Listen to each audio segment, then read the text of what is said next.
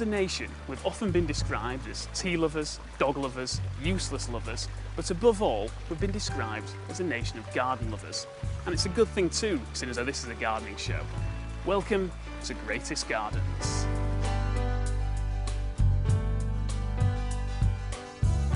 My name's George Barnes and I'm a landscape designer and writer, and within this show I'm hoping to fuse my passion for landscape design with my passion for travel as I start my quest to find the UK's greatest garden. Each week we're going to be travelling to some of the most famous gardens in the UK and meeting the people who are responsible for maintaining the legacies of the designers and making sure that we, the great British public, can enjoy these gardens throughout the whole of the year. We're going to be visiting stately homes, public parks, the best garden centres and some of my favourite urban spaces. We're even going to be dropping in on some celebrity gardens and sharing in their passion for the great outdoors. And I'm going to be donning my designer's hat and teaching you at home how to create your very own design classic. Now, whether you decide to take my design advice or not is of course up to you.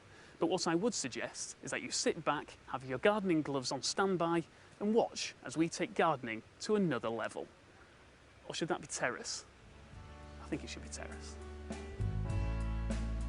This week we are visiting Temple Newsham in Leeds, where in the 1760s the owner and 9th Viscount employed the skills of the most sought after landscape architect of the time, a man who went by the name of Lancelot Brown, or more commonly known as Capability Brown.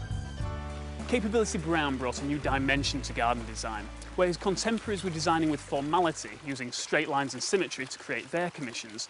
Brown was literally throwing grass cuttings in their eyes by designing on a more naturalistic approach, using long sweeping curves and irregular shapes for his pools and ponds. He really was a trailblazer of his time.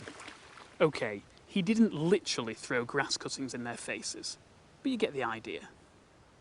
When you walk amongst this landscape, you truly appreciate its scale and how it relates to the house that's behind me. And you can kind of get a sense of how it was meant to be used when it was first designed. You can imagine a couple of ladies riding side saddle over there by the trees and the owner being whisked off to London in a horse and carriage down the sweeping driveway. There would have been about 50 or 60 gardeners working here tirelessly to keep this place looking perfect, which it still does today.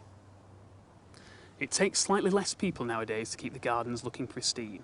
In fact, it takes just 6, and they are headed by the craft gardener, who joins us now. Well, we're here with Mr. Eric Kavanagh, who's the craft gardener here at Temple Newsham.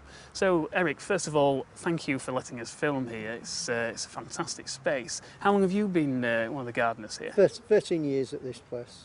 And I can imagine that you've seen quite a few changes in that time. Yeah, we have, yes. New design on the flower beds and things like that for lovely designs.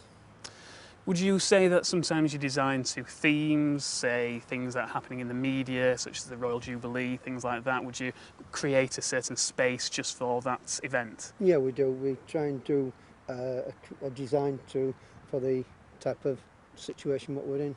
Right, well, it is fantastic, but we've been here for the majority of the day and we've been watching people walk up and down and you can see the enjoyment on the face, you know, the amazement of the planting. I'm guessing that you get quite an enjoyment out of that when you can see that on the face. Yeah, it's great that the people do appreciate what we're doing and the designs of the flower beds. It's really nice. Well, Eric, thank you very much for that, it's much appreciated. I've also heard that Temple Newsham has got a fantastic cafe. So while you at home enjoy some more cutaway shots of the garden, I'm going off to sample a nice piece of carrot cake. Bye for now.